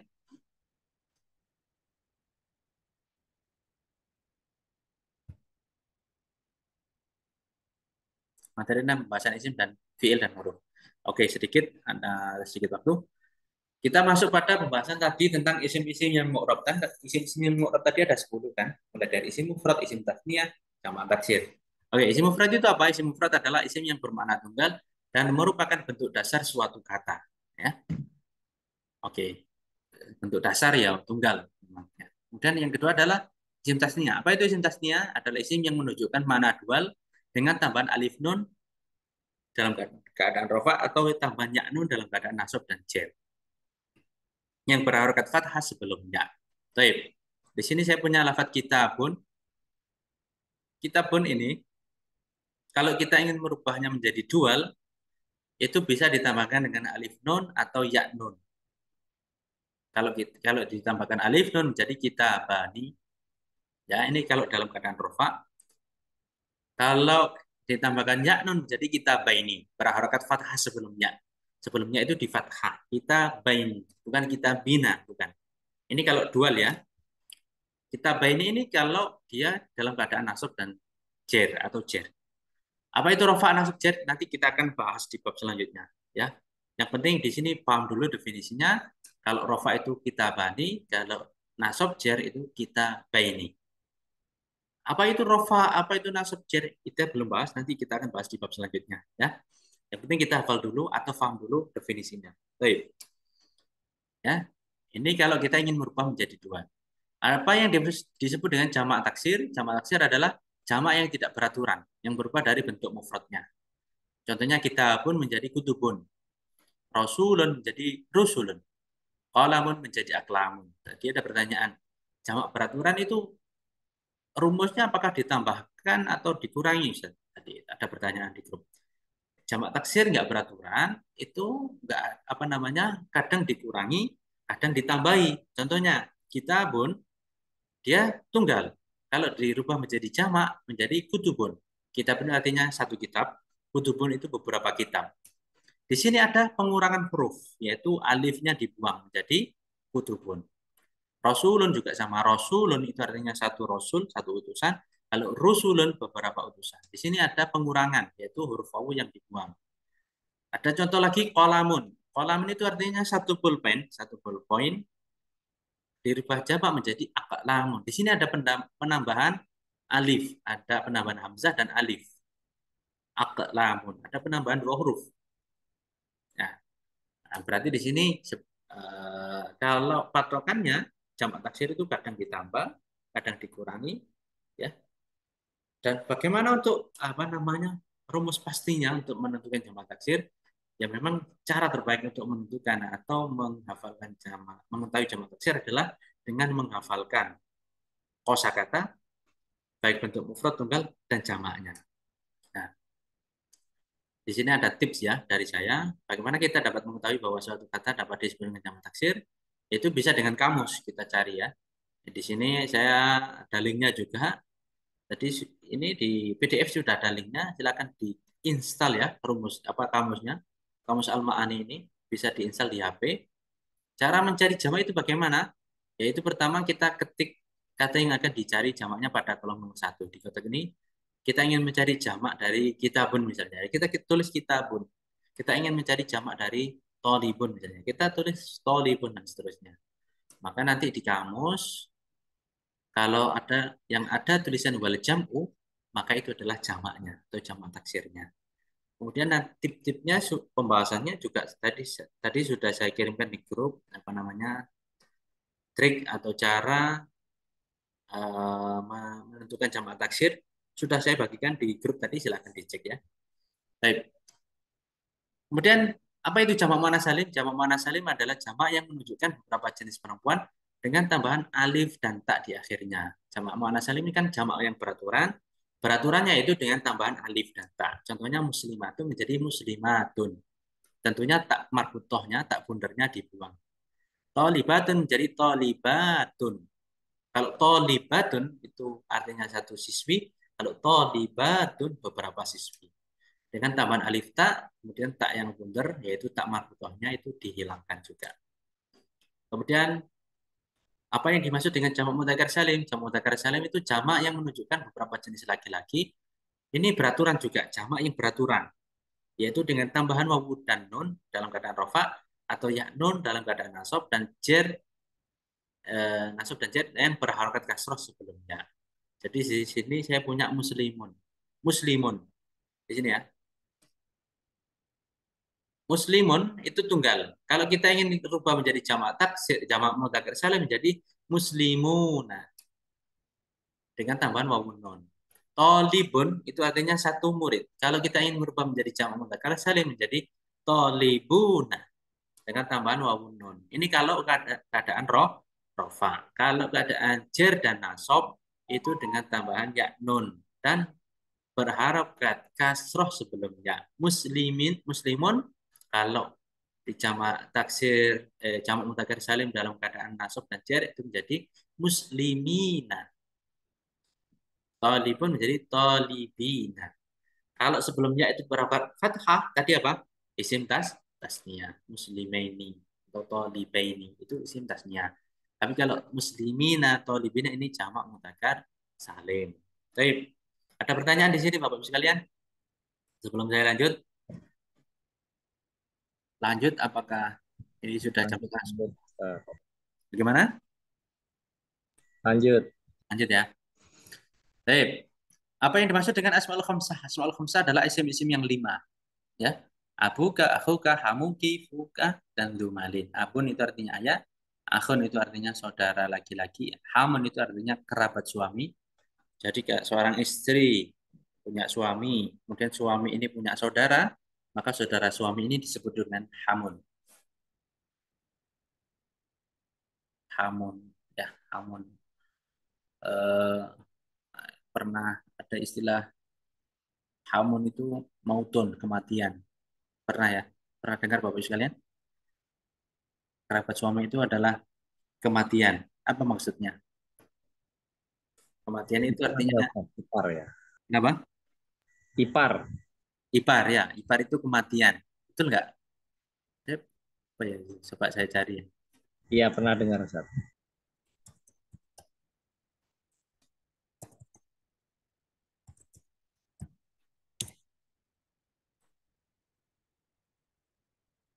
Artinya apa? Artinya kematian itu kalau nggak hati-hati, ipar itu bisa menyebabkan kematian. Artinya kerusakan, ya, kerusakan di dalam rumah tangga seperti itu. Mungkin seperti itu ya, Bapak maksudnya ya. Ipar itu kalau nggak hati-hati ya, itu tadi apa namanya? Maksudnya walaupun itu saudara, ya, walaupun itu ipar, tapi harus tetap jaga jarak. Kan ipar itu bukan mahram kan? Bukan mahram, tetap membatalkan sholat. Ya. Membatalkan sholat. Ya. Oke, kita lanjut ya. Itu di luar pembelajaran. Hamun artinya kerabat suami. Fu artinya mulut. Zu itu artinya pemilik. Dan abun, akhun, hamun, fu, zu ini sudah termasuk atau sudah di istilahnya sudah di wad'un atau sudah diletakkan atau sudah ditentukan oleh orang Arab. Abun, akhun, hamun, fu, zu ini sebagai asmaul khamsah. Dengan syarat dengan apa namanya? Apun akun amun fudu ini harus disambungkan atau mudhof dengan lafadz yang lain. Seperti itu ya. Abu Zaidin atau aku Zaidin atau Hamu Zaidin misalnya atau Fu Zaidin, Du, Malin dan lain sebagainya. Istilah kalau ditanya Asmaul Khamsah itu apa saja? Ya ini harus jauh lima ini. Nggak boleh ngarang sendiri atau nambah-nambah sendiri. Baik. Isim mangkus adalah isim yang huruf akhirnya berupa ya asli yang sebelumnya berharokat kasroh. Ya, asai ya-nya ini adalah harokat atau ya asli, bukan ya kepemilikan. Kan ada ya itu ada ya kepemilikan, ada ya asli. Contohnya ya kepemilikan adalah kitabun.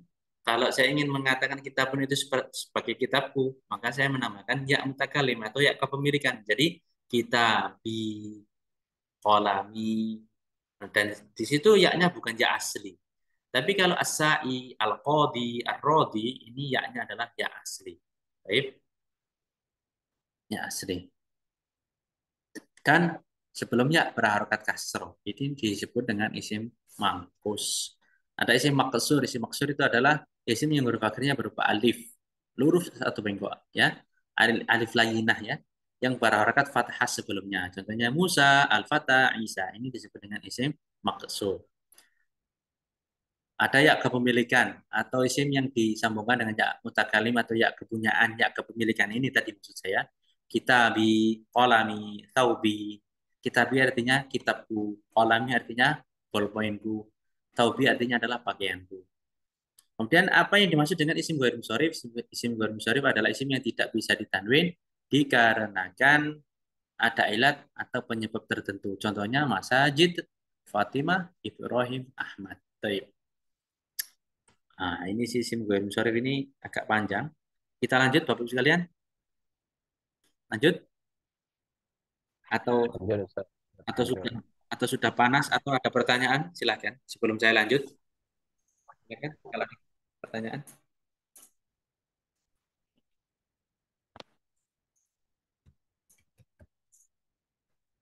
Tidak ada? Baik, Lanjut, Ustaz. lanjut ya.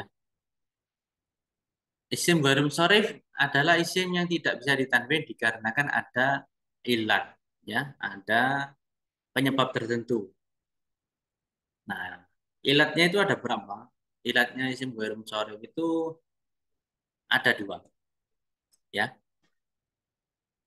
Atau penyebab, ilat itu penyebab ya.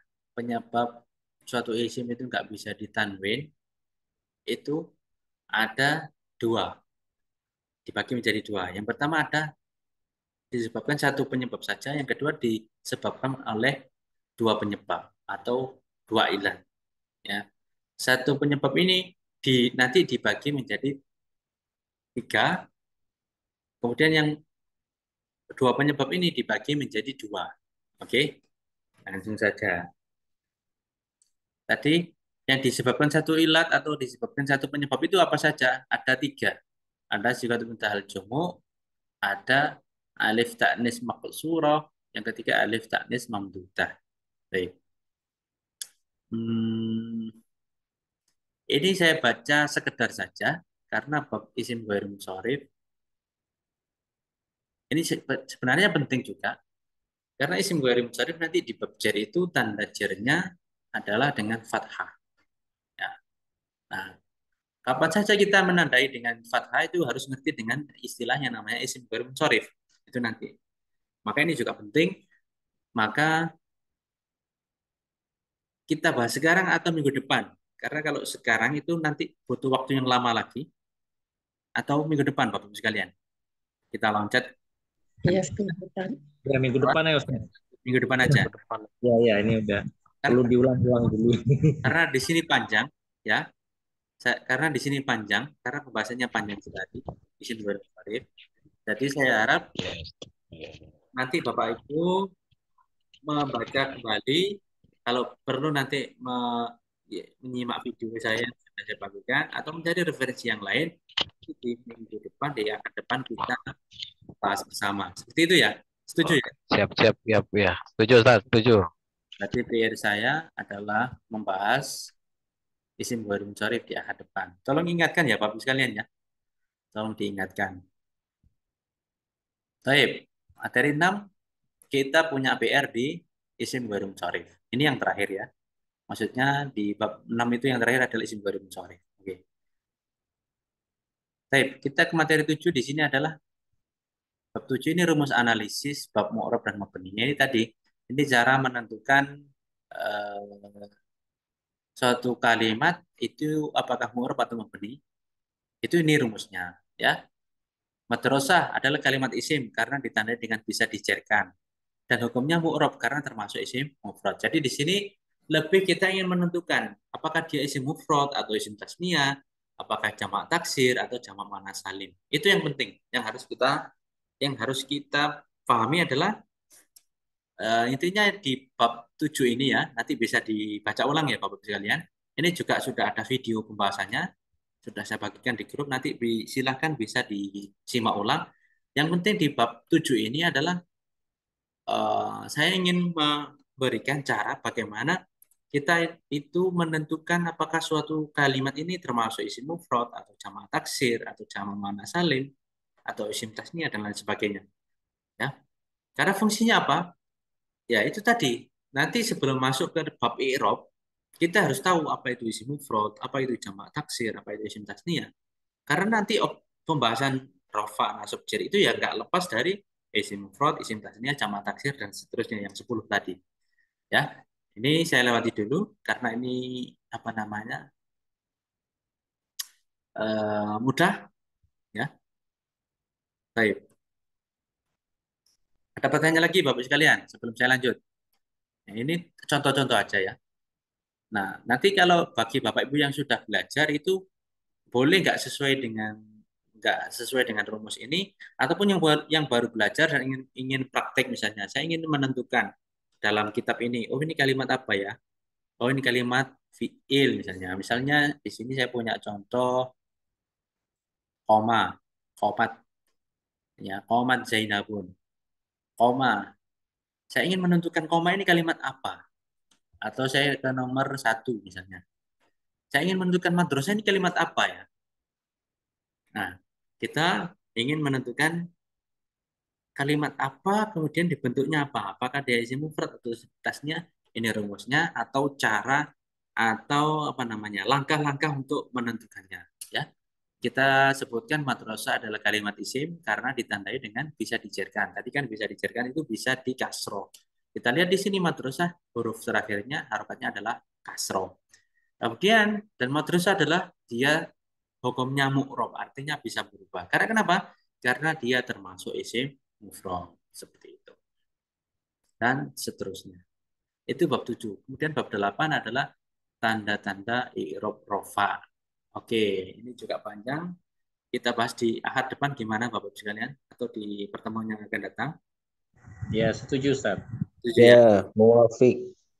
Baik. Jadi di minggu depan kita akan membahas tentang isim ghair munsharif dan masuk pada pembahasan i'rab rofa. Ada pertanyaan Bapak Ibu sekalian? Silakan kalau ada pertanyaan atau kalau ada usulan silakan.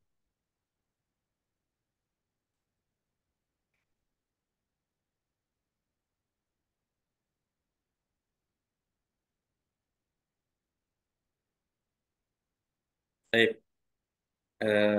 Kalau tidak ada pertanyaan, kalau begitu cukup di sini aja Bapak Ibu sekalian. Gimana? Ini sudah jam 10 kurang seperempat. Ya, Iya, Bapak Ibu ya. sekalian.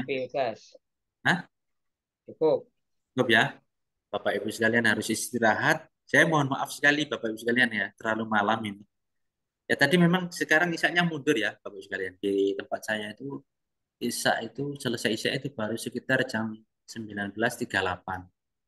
Mungkin di yang daerah di Jawa Barat atau bahkan di Pulau Sumatera itu lebih malam isanya seperti itu kan. Mungkin jam setengah 8 baru isya, mungkin jam 8 baru turun isya seperti itu. Jadi ini tadi kita mulai jam 8 karena kenapa? Agar bisa mulai bersama-sama karena sekarang isyanya mundur. Dan ini kita jam 8 jam 1 jam 45 menit hampir 2 jam. Dan saya mohon maaf Bapak Ibu sekalian kalau terlalu lama, saya mohon maaf. Kemudian kalau ada yang kurang paham saya juga mohon dimaafkan. tadi tetap semangat belajar walaupun sulit, ya memang harus kita lawan. Kesulitan itu harus dipecahkan, harus dilawan, karena ada pepatah mengatakan, atau pepatah di dalam ilmu itu, peribahasa mengatakan, ilmu itu mengatakan kepada kita, berikan semua atau kerahkan semua kemampuanmu, maka aku akan berikan sebagian saja. Itu katanya ilmu. Ilmu mengatakan kepada manusia, wahai manusia, kerahkan semua kekuatanmu untuk mempelajariku, maka akan aku berikan sebagian saja. Jadi berapapun usaha kita yang kita maksimalkan untuk belajar, itu yang kita dapat itu cuma sebagian pemahaman. Kita nggak akan bisa memahami atau menguasai semuanya. Apalagi itu yang maksimal. Kalau cuma separuh-separuh atau nggak maksimal atau cuma setengah-setengah, ya nggak dapat apa-apa. Ya, maka itu kita usahakan yang sungguh-sungguh itu belum tentu maksimal, apalagi kalau nggak sungguh-sungguh, apa yang didapat nanti seperti itu. Baik. Sekian, saya juga mohon maaf, mohon saran, kritik dan sarannya, dan mohon diingatkan kalau ada kata yang salah dari saya. Insya Allah cukup sekian. Insya Allah berbanyak yang akan datang. Kita semoga dimudahkan oleh Allah Subhanahu Wa Taala. Amin. Insya Allah semoga Bapak Ibu sekalian diberikan kesehatan oleh Allah Subhanahu Wa Taala. Amin, amin. Amin. Amin Allahumma amin ala khairi hadinya bisirul Fatihah. Bismillah. Alhamdulillah. Ya, Kemudian kita tutup dengan doa kafaratul majelis. Subhanakallahumma wa bihamdika Asyhadu an la ilaha illa anta astaghfiruka wa atubu ilaik. Assalamualaikum warahmatullahi wabarakatuh. Waalaikumsalam warahmatullahi wabarakatuh. Warahmatullahi wabarakatuh.